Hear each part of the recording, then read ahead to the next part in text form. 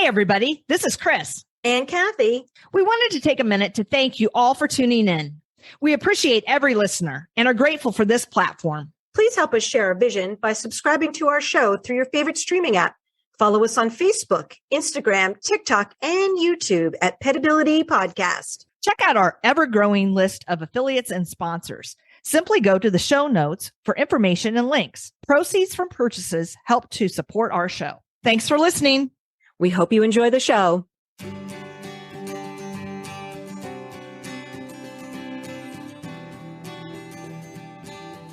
Welcome to Petability. I'm your host, Kathy Simon, certified veterinary technician and certified canine rehabilitation practitioner. And I'm your host, Chris Cranston, licensed physical therapist and small animal physical rehabilitationist. Our podcast provides interviews and information to help your pets live their best lives. Morning, Kathy. What's going on today? Chris, today, I just found out this morning, today, April 11th, 2023, is National Pet Day. No. Yeah, I feel like we just had it. Maybe that was National Dog Day. I don't know, but today's National Pet Day. You know what? I think 365 days of the year, we could celebrate our pets in some way, shape, or form. All the animals of the world. It doesn't matter. Every day. It's a great day to celebrate how our pets and what they bring to our lives, Chris. So happy Pet Day to you and Baxter and Julep, and to all of our listeners. Happy Pet Day. Back at you. Thank you. And we have another great guest today. We will be talking with certified professional dog trainer, Laura Gendron of Misbehavior Training. Can I just also tell you how much I love the name Misbehavior, M-I-S-S, Misbehavior? I think that's fantastic. We're going to be discussing the topic of muzzle positivity today. And I'm really glad, and I've been pushing for a show about muzzle positivity. I'm really glad that we're going to be discussing this because I think there's a stigma around dogs who need to wear muzzles. And there may be a misconception that using a muzzle equals a bad dog. And I think that many people associate muzzles with aggression. But there are many circumstances where muzzle wearing is appropriate and safe for the pet and the owner. And as a veterinary technician, I guess the one thing I would want owners to know from my end, because I'm going to muzzle your dog, is I don't muzzle your dog because I think they're bad. I muzzle them because I think what I'm going to do is going to elicit a response. I hear it every day, all the time. My dog would never bite anyone. You know what? And I believe under normal circumstances, you're right. Your dog probably would never bite anyone. But what they need to understand is that pain and fear override the dog's ability to reason. And they no longer have that bite inhibition. And that doesn't make them bad. It's just what happens. They're animals. And I remember very early on in my career, I was called by a friend. Their neighbor's dog got hit by a car, and they asked me to come over and help them get the dog into the car for transport to the hospital. And when I got there, the dog was on the lawn, and it was panting, and it had been by a car. It couldn't get up. There was some bleeding. And I asked the owner if they had a muzzle, and his response to me was, no, my dog, would never bite anyone. And I said, just to be safe, I made a muzzle out of gauze. And sure enough, when we picked the dog up, he tried to bite someone. And the owner came to me later and said, I never would have thought that my dog would bite. And I explained to him that it was out of pain and fear that drove this behavior. And I didn't think that his dog was bad. And no one wants to think of their dog as bad. You love your dog. You don't want people to think that they're bad. And I also think that clients might worry that muzzling is going to be a traumatic, stressful event for the dog. But it doesn't have to be. Muzzle positivity is all about promoting positive behaviors and safety for dogs and their owners. And with the right training and approach, muzzles can be a valuable tool for managing a variety of behaviors and situations. And so today we're going to talk to Laura about why do we muzzle dogs? How can we change the stigma of muzzling and creating a positive framework around it? And what are the positive outcomes of using muzzles? And so before we get started, let me just give you a little bit of background on our guest. Laura Gendron is a certified professional dog trainer and self-proclaimed behavior nerd. So is Chris. She is the founder of Misbehavior in Northwood, New Hampshire. She is a family dog mediator. She's also certified fear-free, so she's one of our people. Laura holds a bachelor's degree in psychology and an associate's degree in animal science and has worked as a veterinary technician. She offers private, virtual, and in-person coaching and training for you and your family. So please welcome Laura to the show. Welcome, Laura. So happy to have you. Thank you so much for having me and giving me an opportunity to talk about this. I'm really excited. This is a great topic and something that really needs to be covered. So I'm excited to hear what you have to say. And I think if we could just jump right in and let the audience know, why do we muzzle dogs? Sure. So coming from personal experience, I'll start there because my dog, Willow, she was a foster and was planning to just be a foster initially. And then I fell in love with her. So she stayed. And I swear, as soon as she saw me sign those papers, she said, "Oh, let me show you my real self." And my real self doesn't feel so good about the other dogs that are living in this house. And even as a trainer, with many years of experience at that point, also, I thought things were going pretty well. Like I thought things were fine. And she would sort of, she'd get along with everybody just the way she had been for the previous, month or so that I was fostering her. And she's like, "Oh no, let me tell you how I really feel about Cora, who keeps tackling me every time I run across the house or whatever it is." So eventually she started telling Cora that she didn't like to be tackled. And then the two girls from there didn't get along so well. So for me, from personal experience, that's where my muzzle journey with Willow started. And these girls would get into fights that were pretty serious. I needed something beyond just a gate because, as you know, kids and actually adults also aren't so great at remembering to close gates or following all the management things that they should be following, and management fails. So having an extra barrier of protection made me feel a lot better, and it allowed me to, let everybody live together. So we had gates and muzzles when the kids were around and when the dogs were kind of like free. And otherwise we had, we used crates and we used safe haven bedrooms and stuff like that at other times. So they certainly were not muzzled all the time, but at times when I wanted them to get a little bit more used to each other and just be among each other, but not real close. But when I thought maybe something could go wrong, I would have them wear their muzzles. And so for me, it gave me a lot more confidence. And I find that tends to be one of the number one reasons why people, once they start muzzling and they see the pros of muzzling and some cons, and we'll talk about those, but the confidence that people get is huge with the muzzles. So, and I'm sure you guys have seen the same thing. The owner probably feels that too. The dog probably feels that too. When an owner feels more confident, I think that translates to the pet too. Yes, absolutely. Yeah. It goes right down the leash, so to speak. But when people are feeling more confident and they're more willing to give their dogs more freedoms, I think a big stereotype around the muzzle is that it's really restrictive. But from my perspective and what I work with, what I work on with clients, and also from my own personal perspective, muzzles actually give dogs more freedom because they're able to then participate in things that they otherwise might have not been able to participate in because there was so much risk associated with it. And not only confidence, but I was thinking just, I guess it goes hand in hand, but allowing you to take a breath, just relax, not having to be vigilant at all times. And, I've known many former clients and friends and family members that have had to rehome dogs because of that anxiety and fear that something may happen. And so again, this allows you to remain with your furry family member and your children and so forth. And, you mentioned adults earlier too. And I just think a lot of people don't read the signals, they don't know how. And, even if there's not another pet involved, but, the dog is often communicating and telling you exactly what they like or they don't like.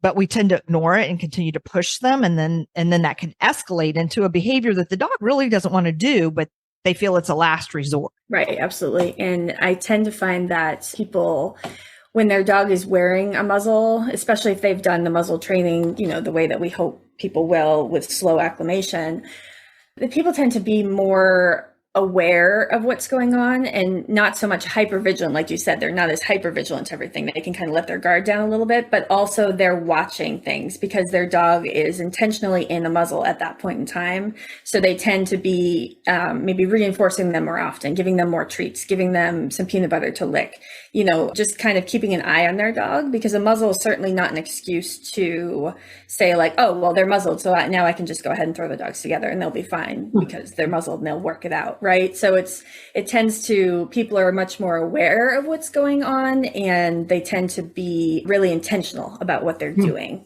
It's just a tool, but we still have to be aware of what's going on. Right. And Laura, I guess I found you through a friend that sent a little video clip to me. And it was part of that training process to make, the association with muzzles positive and the dog a willing participant. And I want to talk about that later. But that's when I found your Muzzle Masters course online with your compadre, Louise Belmont of Red Pointy Dog Training. In researching this show, I did come across many reasons to muzzle besides preventing bites that I hadn't even thought of.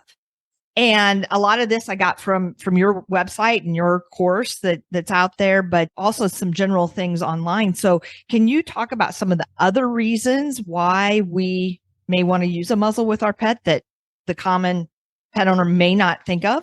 Sure. Yeah, there's tons of reasons for it, but I find one of the top reasons that I've seen actually as we were doing research for the course itself and asking people, why they have muzzle trained or why they would want to muzzle train, depending on what, level they were at. It's some sort of ingestion of other objects or other things. So whether it was, dogs eating their own feces, so poop eating, whether it's that or whether it's something like rocks or sticks or, trash that they find on the ground. So ingestion of inappropriate objects is a huge one.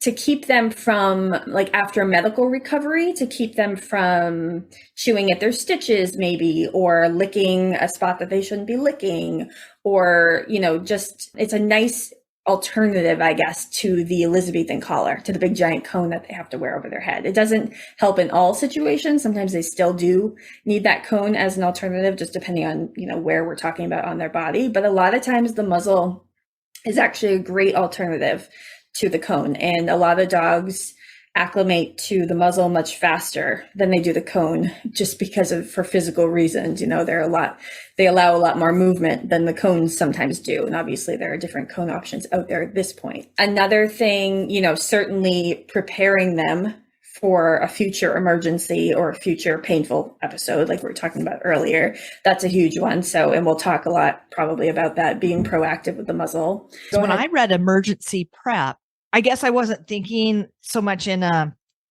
kind of a medical situation, where you like you and Kathy were talking about your examples, and the dog was hit by a car and so forth. But I was even thinking, we've had so many instances lately with the need to evacuate quickly across the country. And, whether it's tornadoes, hurricanes, floods, I'm sure these pets are terrified. They may be thrown into a situation, on a boat or, in a crate and maybe, in a penned area with other dogs as, trying to match them with their owners, who knows in the heat of the moment. But I thought, what a great tool to have at that point too, to be able to don a muzzle and, keep them from biting others and so forth and keep everybody safe.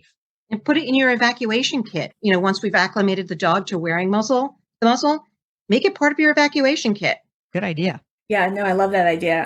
I actually hadn't really thought about that too, but yeah, it happens, and obviously it happens a lot more often than we want it to happen, or that we actually could ever even prepare for. And you never know. So, that proactive side of things, whether it is something happens to just your pet, or it's like a bigger disaster type situation. Mm-hmm. So yeah, I could definitely see that being a huge help in that situation, and having it in your your kit ready to go. Let's see. So we've got the bite history. We've got some medical recovery type stuff, ingestion of inappropriate objects. What else? So increasing space from people. Sometimes the muzzle, even though, we want the stigma of the muzzle to go away, we want it to change, we want it to be a more positive thing. It also tends to be a thing that people recognize as pretty universal of like, oh, maybe give that dog some more space. So I have had some clients choose to use the muzzle just to, well, number one, to be proactive about it in general, but also to get people to just sort of like at least ask if they can pet the dog, because a lot of people won't do that. They'll just reach out. But if a dog's wearing a muzzle, it at least makes people hesitate a little bit, I would hope. So, certainly, I guess my number one thing other than a bite history that I tend to see. So I would say these two things are tied. So the bite history and then also going to the vet. So the vet prep stuff. So, preparing a dog ahead of time to wear a muzzle that they're acclimated to and that fits them properly and that they can go into the vet already wearing is a huge stress relief for both the dog and the vet staff and the owner, because they're not having to, when I worked in the vet's office, what would happen is the dogs would come in, they'd be really stressed out. The vet staff might try one time to do something and the dog would very clearly say, no, you're not coming near me, not doing that thing. So then the dog would be, they would consider it to be a possible bite risk because it's fearful and in pain or whatever the reason. And then they would say, okay, well, can I muzzle your dog? You'd say to the owner and they'd say, oh yeah, go ahead, hopefully. go ahead and, whatever you think is best. And then you're trying to find a muzzle that's going to hopefully fit the dog and also have the strap sized appropriately and then get the muzzle on the dog. And you probably have one chance to do it for most dogs because they're like fool me once, not twice sort of situation. And then their first experience potentially is now traumatic because they're already really stressed out. And now you're putting this thing on their face that might not even fit properly. And you've got, people trying to hold them down while you're trying to get it over their nose and get it strapped behind their head. And it's just, you can just picture the chaos. It's terrifying. Behind that. Yeah. Terrifying. Yeah. Yeah. So having that not be their first experience with a muzzle would be great. And even better than that, a few iterations above that would be to bring them in with a well-fitted and properly acclimated muzzle for sure. I had an experience many, many years ago, and I rarely have an experience where a dog starts with aggression right off the bat. Usually I get some indication, the big whale eye, the flat ears, moving away, lip rolling. But I had a really bad experience with a Clumber Spaniel who belonged to a little old lady. And she said, well, sometimes she's bad at the vet. And I said, okay, well, let's see, if I can muzzle her. And so in my left hand, I had a treat, and in my right, I had a muzzle. She saw the muzzle and she went right for me. No, yeah, and I had to jump up on a chair. Like, she was serious about it. And I thought, my God, what is the experience that this dog had that when she even saw the muzzle, her first response was go right to biting me or try right to attacking me. I'm really pleased that we have a new way of doing this, because in veterinary medicine, this is the way we've always done it. This is the way we've done it. A dog comes in, it's not cooperative. We get 5 people, we jump on you, we put your muzzle on, and then we do whatever we have to do. And I imagine that that's absolutely terrifying to the animal. And if I was an animal, I would never forget that experience. Right. Yeah, no, that I don't know how it equates to PTSD, but that feels very, very, right? Very traumatic, at least, and to be able to get past that is going to be really difficult. And a lot of times when I am working with dogs who need to be muzzle trained, and especially if they need it at the vet's office, they have had some experience of having a muzzle put on them at the vet's office. So a lot of times we actually have to switch the muzzle itself. If the dogs have been used to having a nylon or cloth muzzle put on that holds their mouth shut, we switch to basket, which I would do anyways. But if the dog has had some bad experience of having the basket put on, sometimes we have to switch to one that looks different from a basket muzzle and do one of the one that has a different material to it or something like that. So it's to just make that first experience with the muzzle a positive one at the very least. Like if people could do nothing else but just introduce their dog to the idea of a muzzle, borrow a friend's muzzle. It doesn't even have to fit 100%. You don't even have to strap it on. You just need to be able to get your dog's nose into it voluntarily and make it positive, make it a food bowl, stuff like that. That would be, if everybody could do at least that, that would be wonderful. What would your first step be then? Would it be like just put the muzzle out and let the dog check it?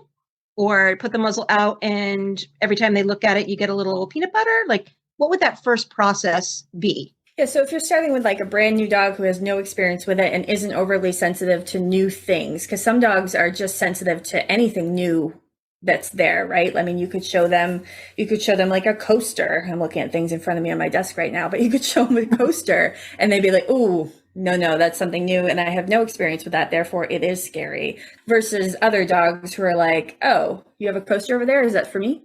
And they're really interested in it. So if you have a dog who doesn't really care about new stuff in general and they're open to experiencing whatever it is, then I usually will jump straight to introducing them to the muzzle itself by pairing it with something really good. I personally like to start with lickable treats when it comes to a muzzle. So peanut butter or cream cheese or wet dog food, depending on diet restrictions and all that. Because I like them to be able to have a more sustained exposure to the muzzle as opposed to just dipping their head in, grabbing food, and then leaving. I want them to hopefully interact with it a little bit more. Some dogs, I've put the muzzle on the ground, put some peanut butter or something on it, and just let them go at it. And sometimes dogs will turn it into a toy right away. I don't want to let that continue for too long because that becomes its own problem. But for some dogs, I'll do that if they don't want it in my hand. So I usually will look at their body language. Like, so if I have a muzzle in my hand and their body language says, "I'm suspicious," not necessarily because they've had exposure to a muzzle, but because they're just suspicious of something in my hand. And what am I going to do with that? Then it goes to the ground. And even if that's hard, if they have no interest in interacting with the muzzle on the ground or in a box or something like that, then I'm going to start even easier. I'm going to start with something that doesn't look anything like a muzzle. And maybe it even looks like something that they are already used to, like a toy or something. And I'm going to maybe start by getting them to target it with their nose. Can they just touch their nose to the thing, whatever the thing ends up being, and then get a reward for doing that? And so then we're creating some, I guess, positivity around just new objects in general before we even move to the muzzle. So again, it depends on, where our starting point needs to be. And then I'll make it even easier from there. My Baxter is very suspicious, Laura. So I'm totally relating to what you're saying. But as you were talking through things, I was thinking we have these small bowls that are kind of deep. And I'm like, if he was suspicious of the muzzle, I could put like, peanut butter or cream cheese or whatever you're saying, like in the back of that bowl even, and have him get used to putting his snout into any object, right? Yeah. Anything that is that he could put his snout into or through. Canning funnel has like the perfect size hole for a lot of dogs. So, it looks bigger than a regular funnel. Most dogs can get more of their nose through it just because it is supposed to have a wider hole to it. And you can get different size canning funnels or different spouts that go on them, depending on the size of your dog. But those tend to be shallow also, which is nice. And they form similar to a muzzle. Yogurt, things that the individually packaged yogurt, I let Willow on a regular basis. She finishes off like the vanilla or the plain yogurt for us, or for the kids. So, something like that for most dogs is perfectly fine. They're pretty comfortable with that pretty quickly. So anything like that. And yeah, bowls certainly can work as well, but anything that just sort of has that feel. Cups. I mean, big, like solo cups, again, depending on the length of the dog's nose, you don't want to frustrate them and have like a pug trying to lick something out of the bottom of a solo cup. I mean, the time frame must vary from dog to dog to be able to go to the next step of actually putting it on and strapping it on the back of their head. Like what might be the time frame for the average dog to go from learning to put their snout into the muzzle to actually putting it on and wearing it? So that's a good question. And it again, like everything with training, right? It depends. It's our most famous phrase is it depends. But what we've found as we've done this course, because this is the first time we've run it as a course, as opposed to just teaching teaching it privately, is we started the course at 5 weeks, and we're like, let's just see how 5 weeks feels. We figured 4 weeks would be most of the muzzle training. The first week was like the introduction week, is just like preparing your dog for the muzzle. So it might be eat out of the bottom of the yogurt container, or put your nose through a canning funnel, stuff like that. Teach your dog how to target in general. Teach them how to do a chin rest. A chin rest is a huge skill that we use in muzzle training. So, preparing them for muzzle training. And then we have 4 weeks of lessons incorporated. We figured, let's just see how this goes. And this will let us, we'll know for future courses how this timeline looks. And what we found was that people got a little bit more stuck in, like, they could introduce the muzzle, they could get their dog to target the muzzle with their nose, so touching it with their nose. They could teach the chin rest. They can get their dog to eat some food out of it, lick some treats out of it. But it's the more getting them to put their nose in the muzzle and keep it there for 2 to 3 seconds, long enough, or actually maybe even more, so long enough where you'd be able to strap it. That's where people tend to get a little bit more stuck. That's a big hump to get over. Mm-hmm. So we had to break that down for people. So what we ended up doing is giving people, actually, we played a fun game last week and we just like broke down a bunch of things that they've been doing. And most people have been able to, with just that one extra week, most people have been able to get to the point now of strapping on the muzzle pretty easily. So we're thinking, for the average dog, so not a super sensitive dog, and not a really confident dog, but for the average dog, probably about 6 weeks or so feels good. And that's breaking it down. But what most people do is try to do it within like 2 to 3 days. It's a big difference between, 2 to 3 days of, oh, my dog just tried to bite somebody, I should muzzle train, and they just try to like put the muzzle on, versus, 6 weeks or so of muzzle training if you really want to slow it down and give them some quick wins and make it as positive as you possibly can. But for some dogs, it'll take longer than that too. So thinking about, fear-free and setting your dog up for success for their lifetime, when would you suggest it's appropriate to introduce muzzle training to a new dog in your household, i.e. a puppy? Is there do they need to get past a fear period and things like that? Or, would this be something that you would start doing very early on? I'm curious about that. So with puppies, I think it's great to introduce the idea of something muzzle-like. I don't think it needs to be an exact muzzle right away anyways, but getting them to just put their nose into different things. Basically, you're trying to create some optimism around, okay, there's a novel object. What do you want me to do with it now? Like, what can I do? Like, what's this for? You want more of that attitude towards novelty versus what we're talking about before, which is like, oh, there's a new object. What are you doing with it? Like what, very different vibe between those two feelings. So what we really want is just to create and introduce a lot of novelty into their life and into their environment in a way that they can handle and at a level that they can still trust things. So that they have that confidence from a young age and don't become fearful of new objects like you were describing before. Exactly. I mean, what kind of muzzles are there, and how do we know what muzzle is best for our dog? I think that is the number one issue that people run into from what I've seen. There are so many out there at this point, which is great because there's options for every shape and size that a dog's nose could have. Everything from, a pug to a collie to a Great Dane and, all those different sizes. But because there are so many different options out there, it gets really overwhelming really quickly. And I think there's this strive for perfection when it comes to the muzzle. Like people want to pick just the right muzzle that fits just perfectly and it doesn't bother them at all. And they do everything right. However, in the meantime, you're losing a lot of time that you could be putting into that acclimation. So it could take you 6 weeks to even like pick a muzzle that you maybe want to try versus in those 6 weeks, you could be doing quite a bit with muzzle training without it being your permanent muzzle. So nobody says that the muzzle that they start with has to be the forever muzzle, but you have to start. There's a lot that goes into sizing the muzzle and, what you're looking for as far as, what feels most comfortable on the dog and what you want them to be able to open their mouth and pant freely, right? So not just a little bit, not to just be able to open their mouth, but also to be able to pant freely as they normally would. You want them to be able to drink water easily. You want them to be able to vomit if they need to, because some dogs who get stressed out, which might be a time when they are wearing a muzzle, right? That's half the reason you have them wearing the muzzle. We want them to be able to vomit if they need to. We want them to be able to yawn, because dogs will yawn when they're worried about something. And if they can't yawn, a lot of times that can add to the stress level. And then we don't want it, in their eyes. We don't want it squeezing their face. We don't want it hanging off their nose where, if they just put their paw up and go to pop it off, it'll just come right off over their nose. So there's a lot that goes into sizing the muzzle. I would say for most people, go with a muzzle to start with that's easy to find in whatever country you're in. So like in the US, the Baskerville muzzle tends to be one of the most common ones that I will recommend to my clients to at least start with for most dogs, not a pug, but most dogs.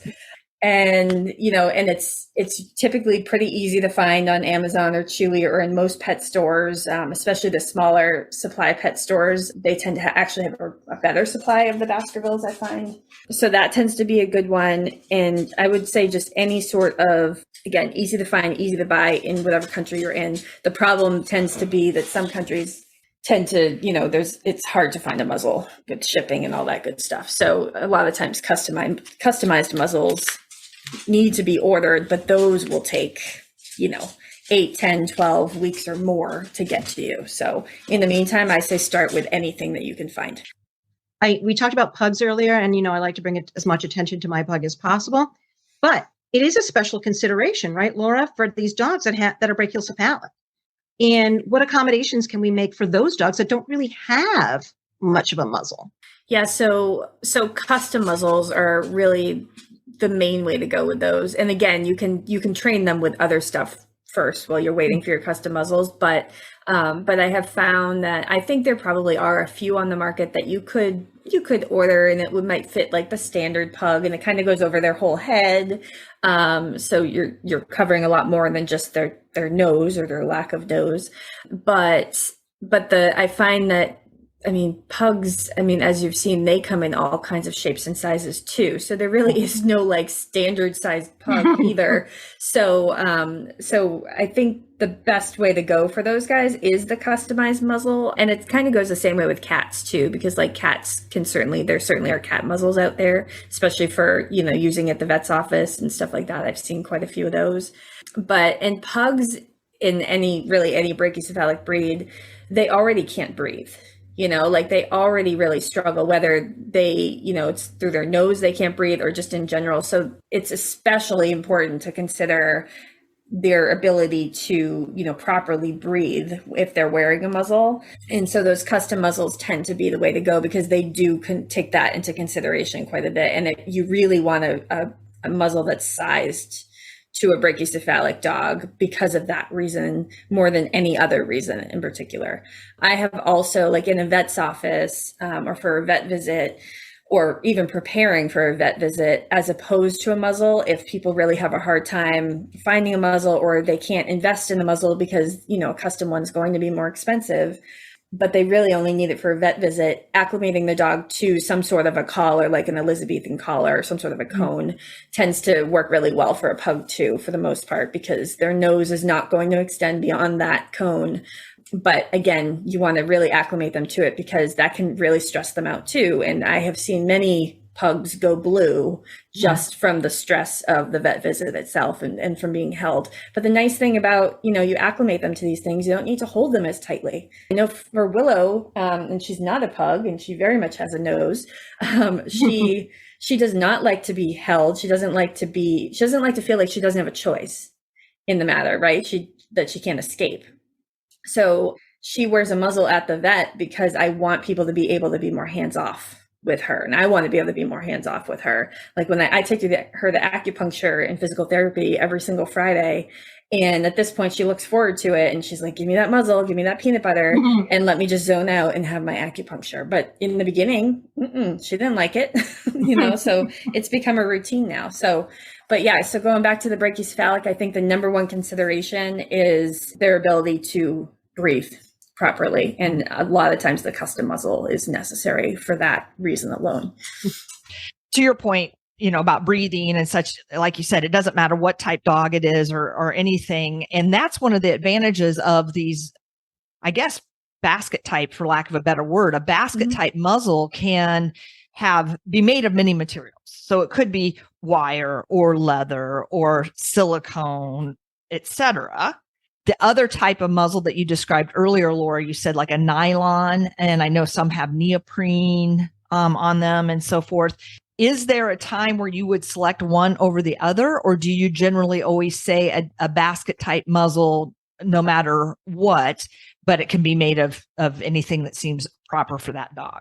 So if it's going to be like 5 minutes or less, and the dog isn't already panting a ton and overly stressed out, sometimes you can get away with a nylon or cloth muzzle. But I almost always, I would say 99% of the time, like when I worked at the vet's office and we had dogs come in, I'm always reaching for the basket muzzle. I can think of very few times when I ever really considered the nylon or cloth, unless the dog's shape came into play, or, the muzzles were in the dishwasher or whatever it was. But very rarely do I recommend the nylon or cloth, because no dog wants to have their mouth shut. I mean, talk about taking away choice. I guess the only time I could think of, and this never came up with me, but the only time I could think of that being useful would be like recovery from a mouth injury, and I mean that in the way where, maybe their mouth has to be kept closed, like wired shut. So I'm talking extreme circumstances in that case. And obviously, we don't want, that's up to your vet, but I guess that would be one of the very few times where I could see that being useful, but that's from a medical standpoint more than prevention standpoint of any sort. I've actually had coworkers who have been bitten by dogs with the nylon muzzle on by their incisors. And so it was just enough. It was close their mouth, but it was just enough opening to open the mouth enough for the incisors to grab you. And this happened to a coworker of mine who was x-raying a dog, and the dog just sort of sat up and grabbed her and bit her on her cheek. And she was okay, but the dog was able to pinch her with those incisors. Yeah. If we'd had a basket muzzle, or if she had had a basket muzzle, that it wouldn't have happened. Yeah. And I think one thing to mention here too, to consider is basket muzzles, depending on the type, but if they can compress at all, they technically are not bite proof, because a dog could push hard enough up towards, the thing that it's trying to bite and compress the muzzle, like a Baskerville, or honestly the fake Baskervilles, like the ones that look just like them, but they're not them.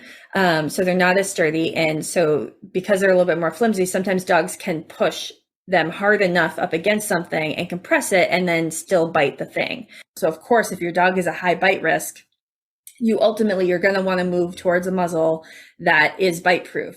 But again, in the meantime, sometimes those are harder to find. So in the meantime, go ahead and train them to a Baskerville, but just know that there is a higher risk of that. So you're still going to keep your dog on leash. You're still going to do all the proactive training things that you should do anyways. You're still going to be right there with them. You're not going to just say like, oh, he's wearing his non-bite proof muzzle, so now he can do all the things that he never would have been allowed to do otherwise. And because can he bite? Sure. Can he muzzle punch? Absolutely. And can it hurt? Yes. Have I seen ribs broken by a dog in a muzzle? Yes. Not from a bite, but from a punch. So you're still, like we talked about earlier, you still want to be on with your dog. So it doesn't mean that you just kind of like let them do all the things just because they're wearing the muzzle. So I think when we're looking at bite proof versus non-bite proof, we have to consider all of that too. So I just want to gain clarity. So the Baskerville is not bite proof, or it is? It is not bite proof because it can be compressed. Okay. So if you push hard on the Baskerville, just because of the material it has, but like a wire muzzle is bite proof. Typically, Gotcha. most of them are. So what is the Baskerville made of? Is it a plastic? It's like a plastic rubber sort of combination. Very hard. Yeah. But not as hard as, the wire. And like the small dogs, this question came up a lot in the course because we have a couple of small dogs who are muzzle training. They asked about how bite proof the Baskerville is. And for the small dogs, the amount of strength they have to the material of the Baskerville, the small dogs, it tends to be more bite proof, but it's the bigger dogs who really have more strength behind them that they can technically compress it. Dogs can play with that muzzle on. They can grab a toy, and it's because they can grab a toy that also says that it's not totally bite proof, because they could grab someone's finger, someone's, another dog's skin, their ear, something like that. So, and so I guess something to consider. Sorry, I didn't mean to interrupt, but I was thinking, that again goes back to the why you're muzzling. Mm-hmm. So, we've talked a lot about, bite prevention, but again, if it's more, just, or, they play roughly, or, something like that you may not have to go to those extremes. So it's kind of like considering the type of muzzle and the materials and so forth based on the problem that you're trying to manage.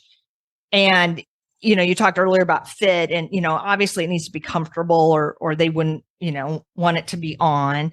Muzzles are humane. There's nothing inhumane about them. So, if you get people out there, saying, you're mean to your dog, that's abuse, they clearly don't understand that it should be somewhat adjustable, because I would think that even if you got a custom muzzle, I mean, there's weight gain and weight loss and, growth and redistribution and things like that. So it should be a little bit adjustable, lightweight. And then we just talked about that durability factor and safety with that. Laura, can you talk a little bit about how the muzzle is put on? And I'm thinking more like the clipping mechanisms. Because I had a vet actually recommended to me a set of leather muzzles. And even though they're leather, they're the same type as the nylon or cloth muzzles. So they're kind of shaped like a cone, but they have a traditional buckle, where you feed it through, put the little piece in the hole and so forth. So that can take a while sometimes. Some have the plastic clips, and, some are, I was just looking online, and it seemed like you'd have this big muzzle that looked really strong and durable, and then it looked like a really flimsy little clip that, could break, or the dog could catch the muzzle on something and pull it off. And then I saw a lot of muzzles that were attached with Velcro, and I wouldn't think that most Velcro would be secure. So can you speak to that? Yeah, Velcro, it's probably more advanced these days than what I have in my head, but I feel like if Velcro gets wet, I wouldn't feel really secure with that. I know that I've had Velcro issues with other stuff. My kids wearing Velcro shoes, like the Velcro instead of the laces. I'm always having to replace them because stuff is getting stuck in there, and they no longer Velcro well. So maybe the muzzles are a little bit better than that, the ones made with Velcro, but something about that, I don't know that I would trust. Think about the hair. Think about the fur that's going to get in the Velcro and then make it not as secure. So so fortunately, that's not something I often see, the Velcro. I usually will see either the buckle-like clip or the clip that you actually, the regular clip. So like the belt buckle or the other type that clips together. The belt buckle, after a while, it definitely, just like any belt, I guess, it definitely gets a little bit easier, and you get to know what hole you're going for. I like to have my clients mark off the hole that they're looking for whenever possible in the beginning, so they're not like, oh, was it this one? Great tip. That one? Yeah. Yes. Great tip. That tends to be really helpful until it, wears away enough where you can tell which one it is. So some dogs are really sound sensitive. So a lot of those dogs have a hard time with the one that's not the belt buckle, with the one that clips. And then other dogs are maybe a little impatient, or, they don't want to wait for you to clip that muzzle on because you're doing it either at a triggering time, or they just haven't been acclimated well enough yet. So I think there's pros and cons to both of them. I personally like the belt buckle one. It feels a little bit more secure to me. But Willow is also very good about having it put on, and I give her a lickable treat. So whenever I'm having clients strap the muzzle until their dog really is used to it and used to the process, I have them use a lickable treat for that, because to have the dogs wait for that type of muzzle strap to be put on tends to be difficult for them, and they get a little wiggly, and then, at some point they're like, I don't want to wait for this anymore. So that tends to be a little bit harder. So lickable treat. You want to get paid right away, right? Exactly. Exactly. You want money in the bank right away. Yep. And then I think that makes the dogs not only a positive experience, but they're like, it's a game, right? And they get paid. And there's a positive association with it. If I put my muzzle on, hey, maybe I put my muzzle on, we go for a walk, or we go to that place that I like, or, I think that those are all very positive things to make a positive outcome. Mm-hmm. Creating a pattern out of putting the muzzle on, that's huge for the dog. So for me, like, for example, the muzzle going on, the pattern is I don't know that I mentioned this earlier. I use, have you guys seen the peanut butter pouches like that Skippy makes? I think Jif might make them too, but it's like a squeeze pouch. I guess looks like I have not, but it sounds brilliant. They're genius because you can just stick the nozzle right in between the bars on the muzzle. And so that's what Willow will have typically, like during acupuncture and all that. I'm like literally squeezing peanut butter through there and she's licking it out. So that tends to be really helpful. So I create a pattern out of that. So anytime you can create a pattern, it works predictable. Really well. It's predictable. Exactly. So I'll usually smear some on the inside of the muzzle, but to be honest, if you're using something like peanut butter and especially on a warm day, it's a mess. I mean, it's making a huge mess. So I have one client who didn't like the mess portion of it. So what she decided to do, which was very smart of her, was she would spread some peanut butter on the muzzle, but then she would put the muzzle in a yogurt container. So he basically would dip his head into the muzzle, which was sitting inside the yogurt container. So if it dripped out, it was dripping into the container. And then she would strap the muzzle on while he was doing that. And that became a beautiful thing. I've also had some clients use licky mats before. So they'll smear their gooiness or whatever it is, peanut butter, cheese, cream cheese, yogurt. They'll smear it on the licky mat and then the dog will put their nose in the muzzle and then they basically have easy access to the licky mat, which is sitting right underneath the muzzle, and they can strap it on during that point in time. Because yes, if it's just you trying to do this, you want to have something that will sustain their attention while you strap it on. And then as a more advanced maneuver, you could have them, muzzle up, put their nose in the muzzle, basically do a chin rest into the muzzle. We have clients do the 1, 2, 3 game. Have you seen that? Leslie McDevitt's pattern game? Oh, 1, 2, 3. So basically what you do is you teach the dog that 3 means a treat is coming. But then you back up that 3 to 1, 2, 3, treat, 1, 2, 3, treat. So then what it becomes is they put their nose in the muzzle, you start counting 1, 2, and as you're counting to 3, you're strapping the muzzle. And as soon as you say 3, you're offering the treat. So then you're using a pattern for them. And it works really well because it kind of sustains some of that because it's like a drawn out pattern and they're waiting to get their treat. Brilliant. So Laura, I think it's really important that our audience know how to properly fit a muzzle. Once they've made their selection, what things do they need to look for to know that it's comfortable for their pet, but also safe, for those around them? So some of the main things that we aim for are we want them to be able to open their mouth to pant the way they normally would. So there's, the partial pant, where a dog can technically pant, but it doesn't look natural like it normally would on that particular dog. Then there's the full pant. And then I think there's also like the wide mouth pant, which to me indicates more of a stressed out dog or an over-exercised dog. So a lot of the muzzle groups that you'll see are aiming for that, if you run your dog and they have a wide mouth pant, how big is that pant? And aim for that. For me personally, I'm looking for a full mouth pant. So I want more than partial. I don't always want wide mouth. It just depends on the situation and why you're muzzling. But I at least want full mouth pant so that they can pant and their chin isn't like touching the bottom of the muzzle. So that's important. So you're going to be measuring the circumference of their pant in that case, and also the height of their pant. Measuring for a muzzle is not easy. That can be a skill of its own. So that's why, again, we do the best we can with the tools we have at the moment. And so we're looking for that. And then we're looking for the length of the muzzle. We don't want it we don't want the end sitting right on their nose. We want them to have like a 1/2 inch or so of extra at the end, but not too much extra, because then if they push on it, it might push up into their eyes. So you kind of want to play around with that a little bit and make sure that you're not getting it too long, but not too short.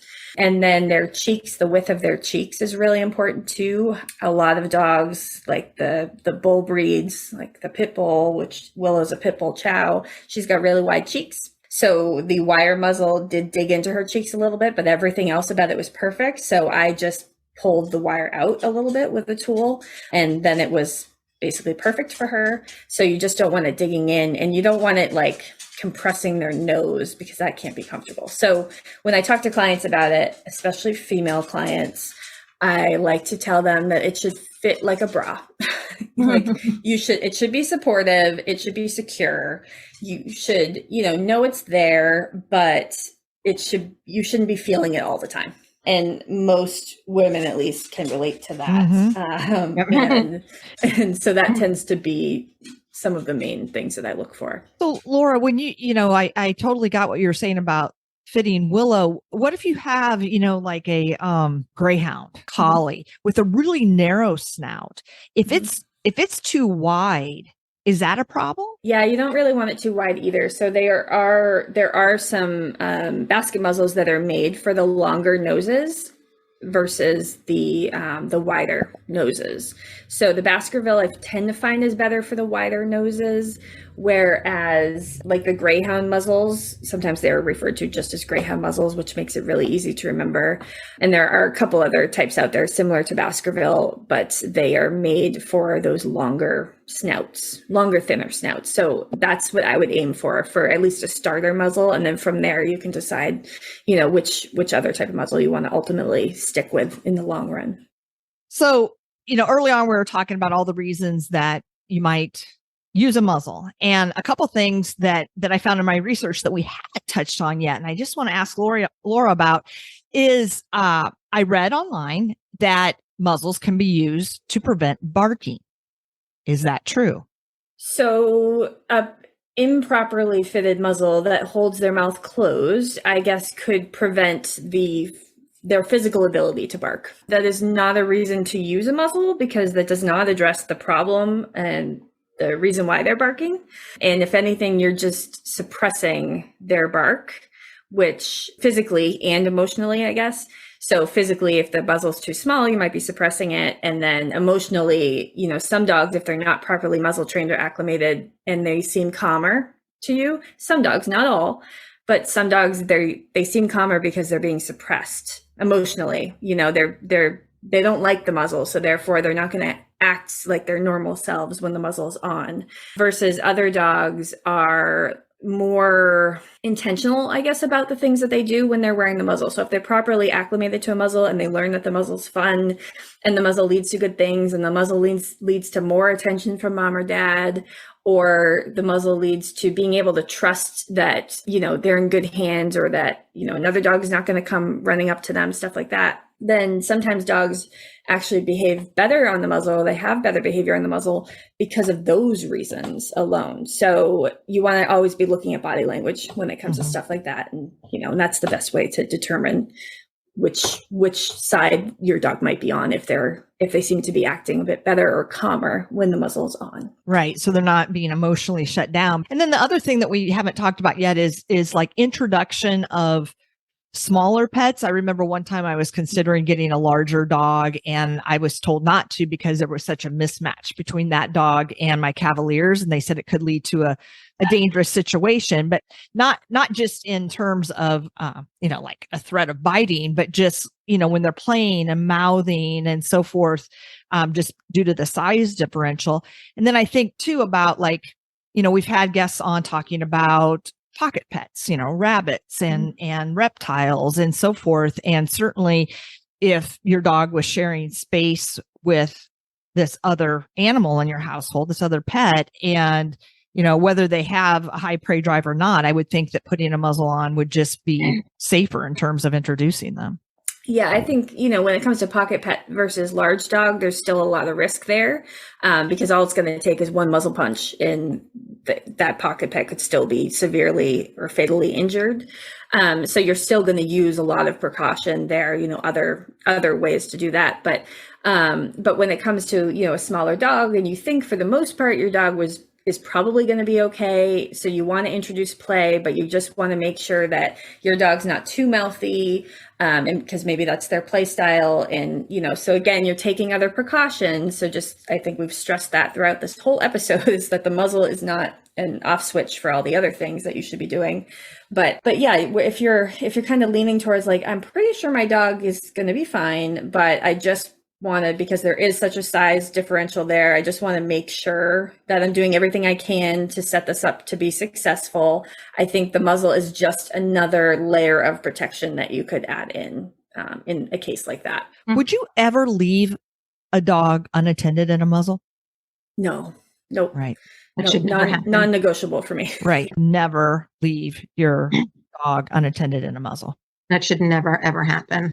So, Laura, as we're wrapping up here, maybe what we could do is end on a positive note and talk about some of the benefits, or just go over again or reiterate some of the benefits of muzzling. So for me, the confidence is huge. So building confidence for both the dog and the dog owner, the dog mom, dog dad. So that's a massive one in so many different circumstances. An extra layer of safety. So again, not the only safety layer, but an extra layer of safety. So whether around another pet, around new people approaching, pet professionals like vet staff, stuff like that. So it adds some extra safety there. Kids, a huge one. We didn't really talk about that, but huge around like, if you think your dog's okay with kids, but kids are really unpredictable, having that extra layer of protection. And again, the extra layer, it gives them more freedom to be able to go out and about to different places that they otherwise might not be able to. I'm much more likely to take Willow on a hike if she's wearing her muzzle than I am if she's not, because unfortunately there are unleashed dogs everywhere. And while she has never fought with another dog other than the one that we lived with, there's still potential there if a dog were to really challenge her. And I've seen, what she is capable of doing. So I want that extra layer of protection, especially if I'm hiking with my kids, with my family. So that's a huge one. And, I've introduced her to dogs. So she's created new friendships. And that's a big one is, if you're not sure how your dog's going to do with another dog, but you think maybe it'll go okay. But again, you just don't know because past experience maybe makes you nervous, or, past experience says that things have not gone well before. Being able to introduce them with a muzzle on and build that friendship with other dogs can be huge, or with other people for that matter. And then it can, you can create a pattern where when the muzzle goes on, we go for a really fun hike, or when the muzzle goes on, we play this fun training game. So it can lead to a lot of fun stuff too. So I find those are my main positive outcomes if I had to think of some. And when you're working with a pet and you're working on training, inherently you're bonding with that animal, bonding through training. Laura, can you tell our audience how they can have access to the Muzzle Masters course? So we're just finishing up the first live course now, and we're hoping to be able to make it an on-demand course, but with some extra support, because we didn't want to make it just on-demand in general, because we felt that people really need the extra support there. So we're figuring out how to do that. But in the meantime, to get on the wait list to get more information for that, if you go to misbehaviortraining.com, which is my website, and then /muzzle masters, then everything's right there for you. So you can learn everything about the course. So whether you want to do the next live one, or whether you want to learn about the on-demand version of it as soon as that's ready, that's where you can access that. Right. I saw you had 2 levels of training depending on the amount of support that could then take this, right? You have so many offerings. So no matter where you are, listener, you can engage in misbehaviors training. Yes, everything is online. And so we have a much better reach that way. And honestly, if you're muzzle training, you probably are going to need to be online, because a lot of dogs are being muzzle trained because they're triggered in specific situations, or you're using the muzzle as a precaution for specific things. So having me in your house is not going to help with that. So online is definitely the way to go for muzzle training. I think this is a great idea for not only your average pet owner, but I would love to encourage vet assistants and vet techs to also take this course. You should do this. It will make for a better experience for your patients, and ultimately make for better medicine, and ultimately make it easier and better for you. Yeah. And my final thought is, I want everybody out there to challenge their own stigma, perhaps inherent bias around muzzles. You don't have to automatically cross the street. You don't have to avoid that dog. And you certainly don't have to assume that they're going to bite you or the dog that you're with. Treat them with respect. Laura, do you want to reiterate again where folks can find you? Sure. So on Facebook and Instagram, I am under Misbehavior Training. And then my website is misbehaviortraining.com. And I'm also on YouTube. You can just do a search for Misbehavior Training. It's probably the easiest way to find me. Well, thank you, Laura. This has been really, really enlightening. And I think this is going to be great for our listeners. So thank you for joining us today. Thank you, Laura. Thank you for having me. This is always really fun to talk about muzzle stuff and vet prep stuff, my two biggest passions. Thank you for joining us. We hope you enjoyed our show. Follow us on social media at Petability Podcast. And please check out our affiliates and sponsors. Simply go to the show notes for information and links. Thank you and tune in next time.